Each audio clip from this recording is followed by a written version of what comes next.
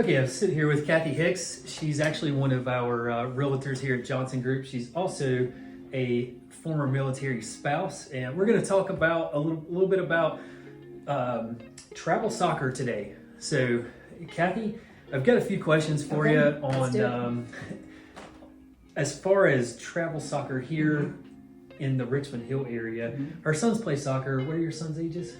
And Jake is 16. Okay. And then my other one was not a soccer player, he was a football player, so. Maybe we'll talk about football at a different time. But she, excuse me, she knows quite a bit about the soccer in this area and expands out a little bit towards the Savannah area and Statesboro. So we're gonna jump right into it and start asking some questions and get you guys some answers. So, as far as teams that are available to get onto, what all is out there? Do we have different levels? Is there just one team? Like, how does that work when somebody's moving here and they're looking for a team? What can they expect? So we basically have here, based out of the Savannah area, particularly here in Richmond Hill, that's what I know the best. We have 3 teams that we draw from frequently here in Richmond Hill. We have the Richmond Hill Soccer Club, and that's actually where we participate. There's Savannah United that is operating throughout Savannah, including here in Richmond Hill. They use some of our field space.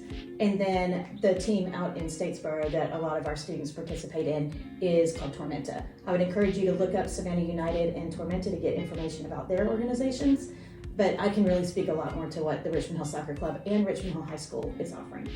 As far as the Richmond Hill Soccer Club, what would be the cost, like the initial cost to get into it? So typically we are around $900 annually for club membership. That includes field fees, uniforms, referees. But then beyond that, we do have travel fees based on how far we're traveling, whether or not we're participating in a tournament or a standard Saturday game. Basically what happens is our teams are responsible for helping pay for not just our player to get there, but then we also offset the coach's expenses for their travel as well. So do they have like initial at the beginning of the year? There's sometimes you see fundraisers and things for different types of teams. Do you guys do that as well for Richmond Hill Soccer Club? We're typically looking for sponsorships. We do that both for the soccer club and for the high school, where we get involved with the community. Our boys and girls show up a lot for participating in group activities, like in our recent flooding. They came out and were an integral part of getting some of our things needed to be moved. They were there to help get things done. I will say that's one thing that I've noticed here in Richmond Hill area specifically, that it is more of a big community. They always come together for like fundraisers or any kind of events, things that are happening, folks that need help with something or whatnot. It has been a very community-based type area on the side note. With the team that you're on, or your sons are on, or your son, excuse me. As far as the travel, how far do you guys go? So we have traveled. So our normal Saturday games, which is what our team does through the fall. We have 10 or 12 games throughout the fall that we travel to. The furthest one away is about a 3.5-hour drive to Tifton, and we have another one out to Thomaston, which is about another 3.5 hours. But most of them, actually 7 of our 10 games, are right here at our home fields, which is great. So most of them are at home in Right, Richmond. and it doesn't always work out that way, but this year this is just the way it worked. Okay, that's actually really awesome. For a travel team, you're not going every weekend like a lot of travel teams. Right. So through the spring is when we typically ramp up our tournament schedule. We did a preseason tournament in August, and then we have another postseason tournament that we're doing in December in Atlanta. Now those weekends can tend to add up because you're thinking about travel, hotels, food, plus the entrance fee for the tournament itself. So those can add up to be $600, $700, $800 real quick. So those are the entrance fees are in addition to your initial cost to get in. Right. Okay. Exactly. Now our Saturday games that are happening through the fall, those are covered by our initial fees. It's those tournaments that are extra. Then we play a couple of tournaments in the spring as well. Typically one, especially once we get through the high school season, which we're going to talk more about the high school situation here in a minute. What is that? We're talking about the season. Like, what does that season look like? When does it start and when does it end? Okay. And I know you said you had some tournaments, so I'm sure there's a season, Yeah. and then you've got a tournament season, it Yeah. sounds like. So there's a couple of different seasons. So my son gets about 6 weeks off a year. That's it. Tryouts are typically in May. Right before school gets out, they do tryouts, they roster their team, and they give them the opportunity to get together and work out through the summer. But their formal training for their upcoming season starts right after the 4th of July. Okay. Then we have our games all through the fall. We start on Labor Day and finish up right around Thanksgiving. But then we may have those extra tournaments thrown in as well.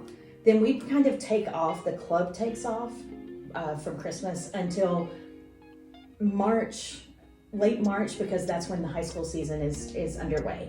And then right after the high school season, they do a tournament, maybe 2, and then kick off for the next season with tryouts. Now, don't let that scare you that if you are not here for tryouts in May, the club is very used to working with our military families and will allow your player to try to get them rostered on a team throughout. That was my next question. If you come in after outside of the normal tryout season, they understand and are very willing to work with our military community. So there's slots still that they can fill in typically. And it may be some backfilling for somebody who's been injured. Yeah. Like we just lost a player, he tore his ACL. He's out for the season. And so we were able to bring on another player to roster to backfill for him, but we have to apply to the state to make that exemption. Okay. Yeah. All right. So, and in your so after the school's season in the actual winter time, Yes. then you guys start back up with a tournament season in the spring. Yeah, Is that we how it usually hit works? 1 or 2, maybe 3 tournaments through the spring, April, maybe into May. And a lot of that depends on how the high school program is doing, as far as whether or not they're pursuing into progressing on into the Elite Eight Right. or the state finals. How's the high school been doing recently over the past year or two? Over the last 3 years, we've actually made it up to, I believe, the Elite Eight, maybe Sweet 16. But Nice. I know at least last year we made it into the Elite Eight. There we go. Yep, pretty great. That's awesome. Getting a lot of great exposure. And one thing that I love about our high school team is they're drawing from all of their surrounding programs. If they're in Richmond Hill School, they can have the opportunity to try out. They begin conditioning for the high school program. Actually, this past 2 days ago, Monday, mid-September, was the first conditioning day in anticipation of the spring season. Are they more likely to get onto a travel team if they play for the high school, or does it really matter? It does not matter. They're completely separate entities. The coaches from the high school come and check out the travel teams because they want to see how their players are progressing and what they're actually accomplishing in the off-season, their off-season. But then also most of our players from the club do participate in the high school. They do participate in tryouts with the JV and varsity. We are fielding kids throughout all of those ages, both the guys and the girls. We have an excellent program here at the high school and they really do a great cross-section of the community and getting those kids in. So it really keeps those community bonds together here in Richmond Hill, but it also gives the kids a lot of opportunity for exposure outside of the high school program. And then Richmond Hill also will feed out into the other 2 programs, Yes. the one out of Savannah and then the one out of Statesboro. Correct. Also. So Correct. you've got, if you want to be in a different style program or where you just don't want to be right in Richmond Hill Right. with it, you can move out to the other one. Correct. What does the practice schedule look like, say, for the fall? So it varies. A lot depends on whether or not you have a 4-year-old or a 16-year-old. And the Richmond Hill Soccer Club does begin at age 4 with the development program, which they call the academy. By the time you get into the travel teams, you're working in the select bracket. It's what they call the travel teams. They call those select. So the academy is the development. So teaching the kids the basics. These are not travel teams. They're playing locally on our fields. They do begin at about 4 years old. And then by the time you get up to the high school kids is where you get into the big travel. But it totally depends on the age of the players. And really that's the biggest factor and how competitive they are. The little guys and gals are maybe 2 nights a week from 6 to 7. It's really low key. They're just there to teach them to not move like a blob to chase the ball around the field. It's kind of what they do anyway, but it's really fun. Yeah, I've taught softball once to when my daughter was young, and it was a nightmare. Yeah, it's a mess. I was like, what do you not understand? Just go.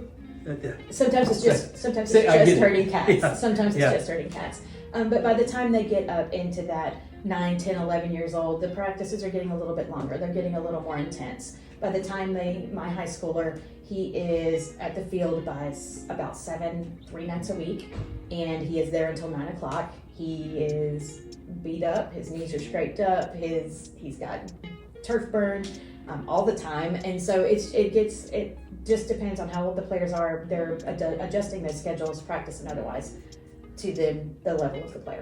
So they grow into almost to a level of soccer is life, because we are in travel, we're doing high school, and then we're doing tournaments, and then we're working through the summer to get back ready for the next year. So that makes perfect sense. One more thing that I love that they do is they call it Sunday Fun Day, and the high school coaches are the powerhouses behind it, and it is a pickup game every Sunday afternoon, 6 p.m. and then when it starts getting dark, they'll move it up to 4 p.m.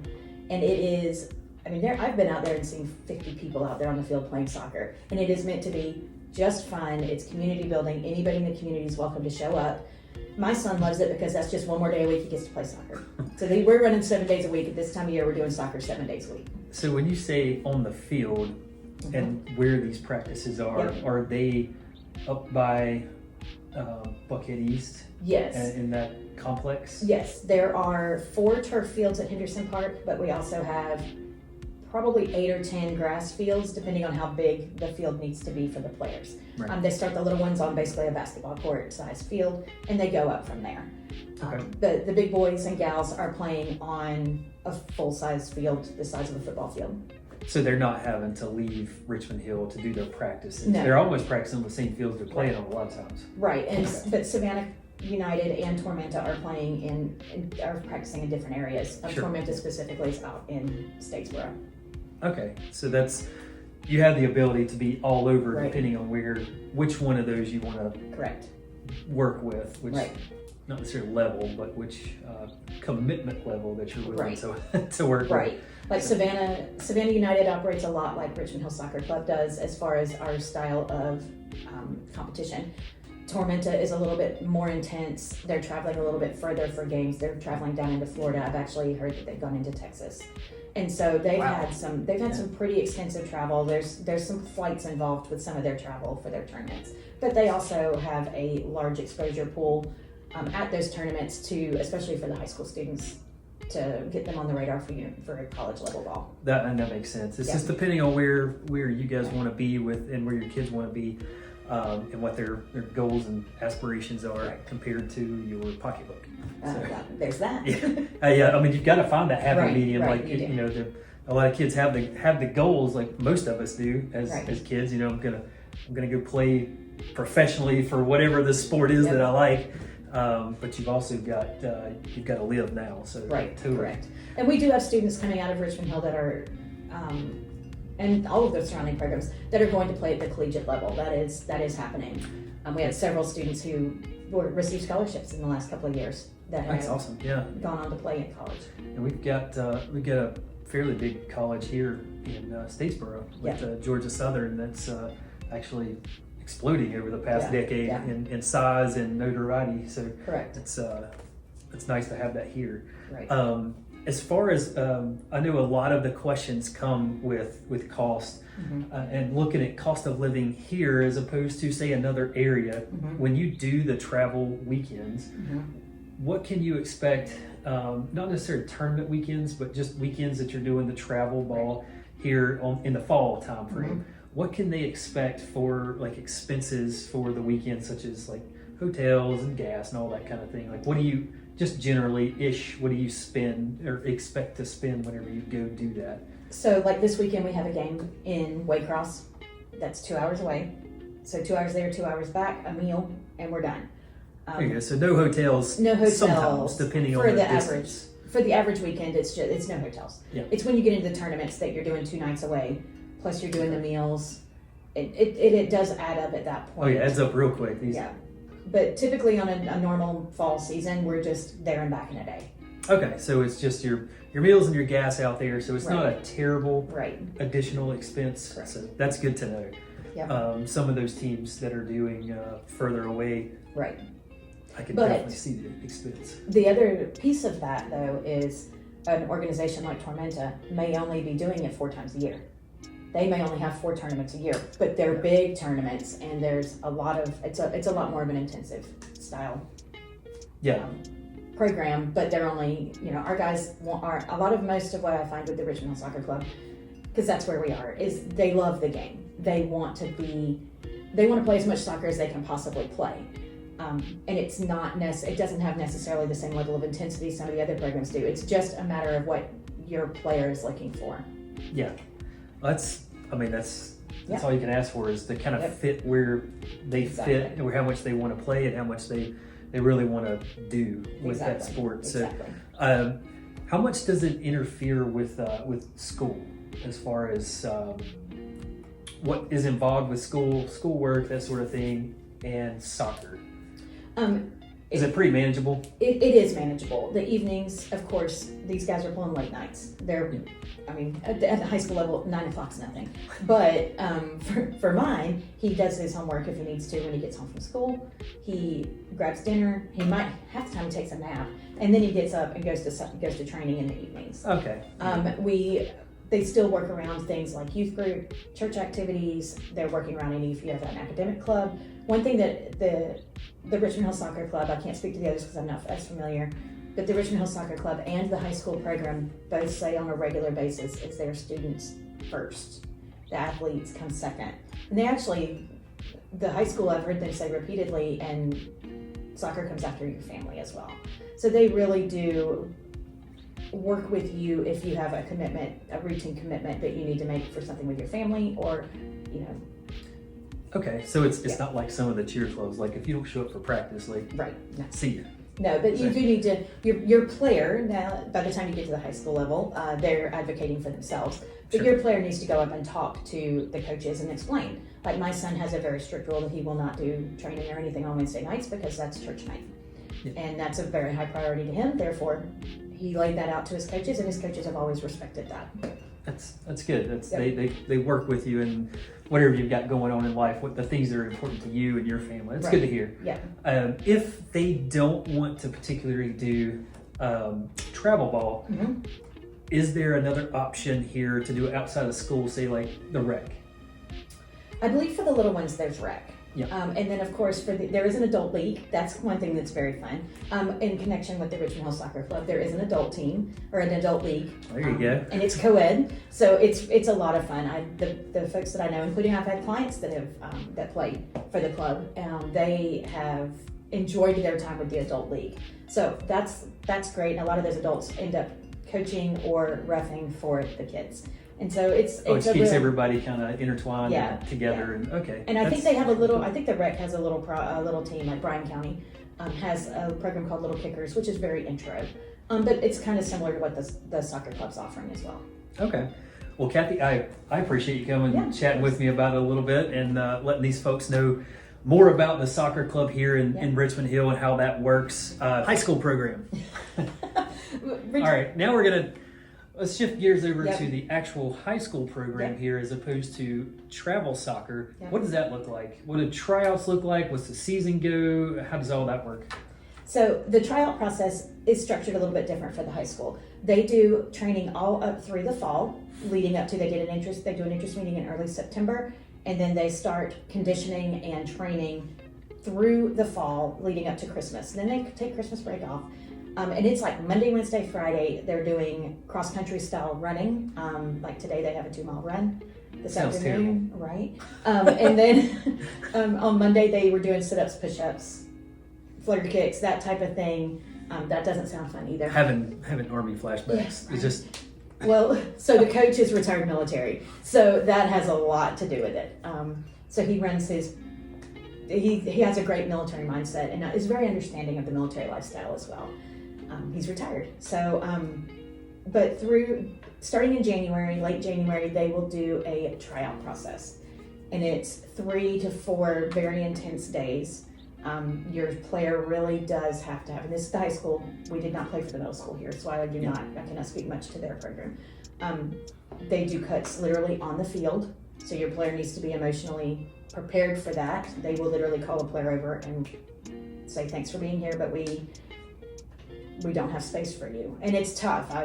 My son has been through it and ended up being brought back on after the fact. And so it was tough it's tough for the players to go through that, especially if they haven't been in that situation before. So it's just something to coach your player ahead of time for.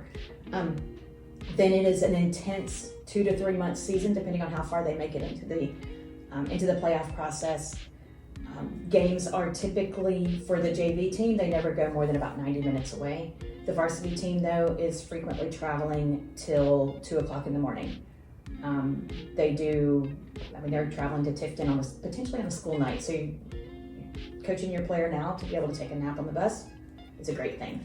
Because it's a little more intense. They do try to schedule those distance games on Friday nights, but it doesn't always work. How many nights a week do they typically have a game? It's typically 2 to 3 nights a week for games, but they're training every day. Every day that they don't have a game, they're training. Yeah. And so the high school has a different level of intensity. Sure, yeah, because it seems like it's a shorter time. Right. It's one team as opposed to multiple teams. Right. Yeah, we have a JV team, we have a varsity team. They don't do it by age; it's strictly by skill. Right. So there's not like you could have a freshman on varsity and a senior on JV. They try not to do that, but it doesn't always work out. That's kind of unique. You don't see that. You don't see that everywhere. A lot of times you'll have the junior guys and then the senior guys. So that's. Right, and they try to mix that up a little bit more. Like last year, we did have a freshman that was playing on varsity. Wow. Okay. Yeah. So that's. The cost for that program is a little bit different. The high school, because it is funded by the school district. Right. It was $325, but that included all the player pack, as far as the uniforms, the spirit gear, like the hoodies and warm up gear and that kind of thing. Was all included in that. But again, sponsorships, if you have a business or your military organization wants to sponsor the team, they can participate and do that, and it helps offset that expense for all of our players. That's good to know. And they do those quite often throughout the school year. Kathy and I see those all throughout the school year for different types of sports, different teams. And again, that just goes back to the community atmosphere. A lot of your small businesses here in the area will help sponsor either a travel team or a high school team or something like that. So it happens pretty frequently here, but you still need to be prepared for that cost up front. So, and if you want more information about that, obviously you can pop on to the Richmond Hill High School website, and the what do they call it, the Wildcats and the Lady Cats soccer program. I had to think for a second. Are there, and they've all got their own websites. Each team has their own websites, but you can also follow us on social media. I actually am the social media manager for the guys team. I'm on the Booster Clipboard. So there you have it. Yep. So that's the high school part, and I appreciate you, of course, chatting with us about it. of course. You got more questions? Send them to me, and don't forget to hit that subscribe button. Come back, and we're looking forward to seeing you again.